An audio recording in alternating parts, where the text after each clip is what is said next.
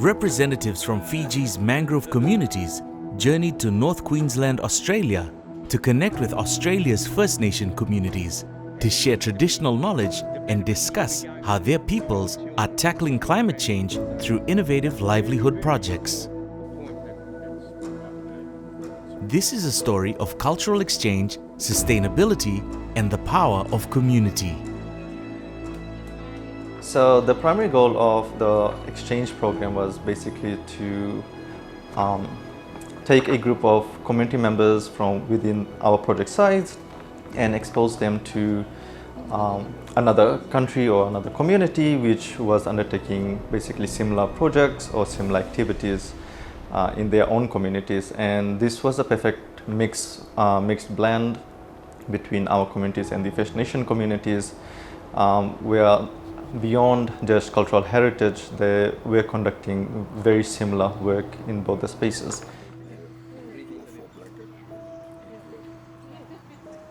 It's important because I think Indigenous groups in many different places across the world can feel that they're working in isolation. It can feel like an uphill battle to reassert their rights to their land and their resources. And having the opportunity to share experience and share, their stories of progress with other Indigenous First Nations groups around the world can be a real source of inspiration and hope and energy, I think, to help sustain that resilience and that momentum.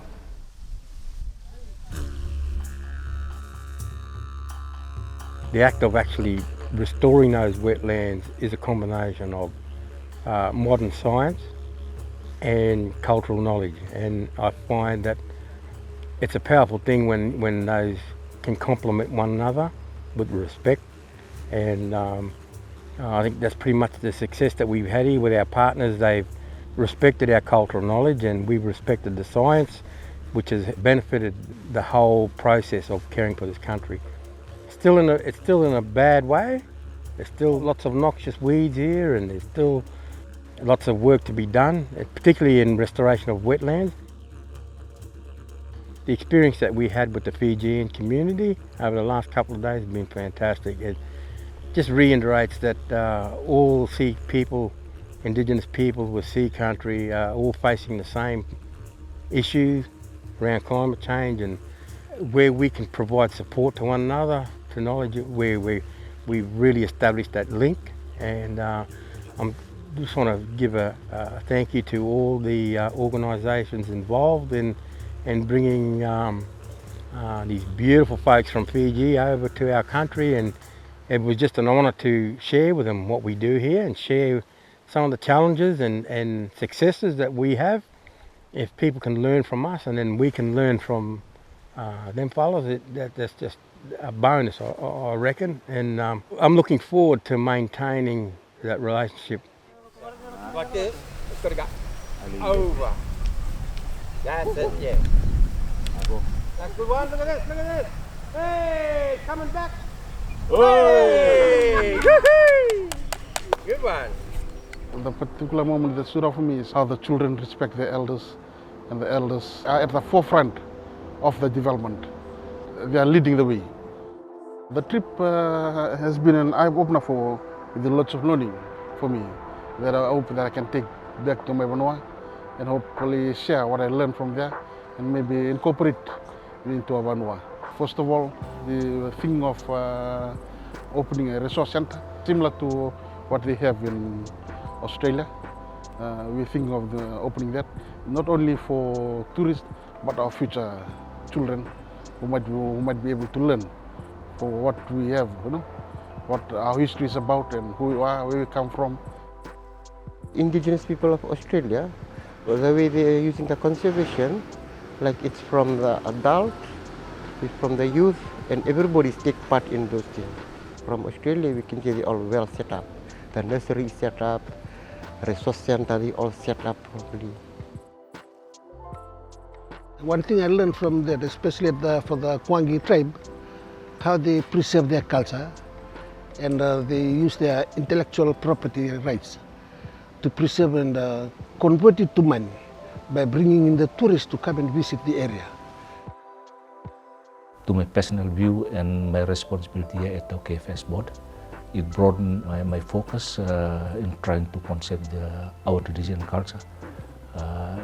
Broadened my focus in trying to balance development and protection.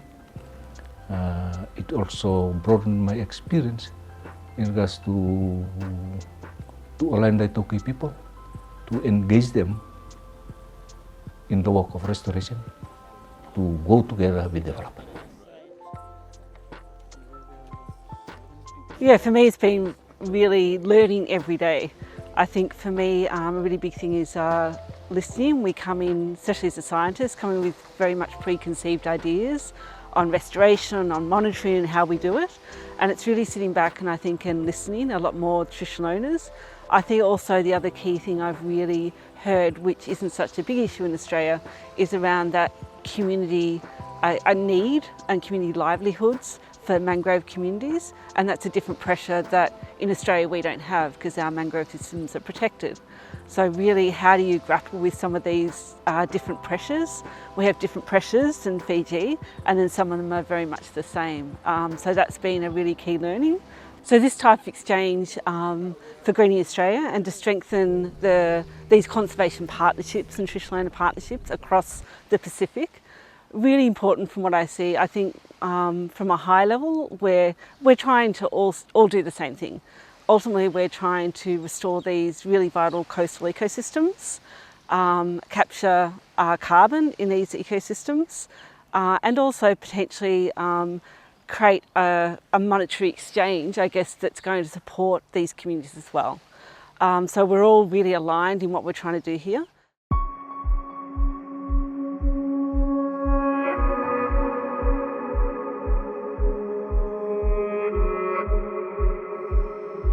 Blue carbon is the carbon stored in, blue systems, the ocean. When we talk about coastal blue carbon, we're talking about carbon stored in vegetation and soil, in salt marshes, mangroves, and in supertidal forests such as Melaleuca forests.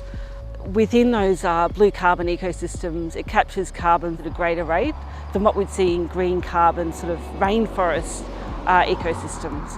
So the opportunity is enormous. It's really important for us to maintain these ecosystems so that the carbon that is stored underground in the sediments in this ecosystem are not released once these mangroves are degraded or cut down. And secondly is to restore, to extend or expand on the existing ecosystem so they can absorb more carbon from the atmosphere, helping with the climate change. Globally, it's alarming. So the global community needs to understand that there is an issue with our country, with everybody's country, and it's everybody's responsibility, and it starts in your kitchen, it starts in your home. Help us look after country. It belongs to you too, it belongs to your grandchildren, and we need to make sure that our grandchildren inherit a healthy country.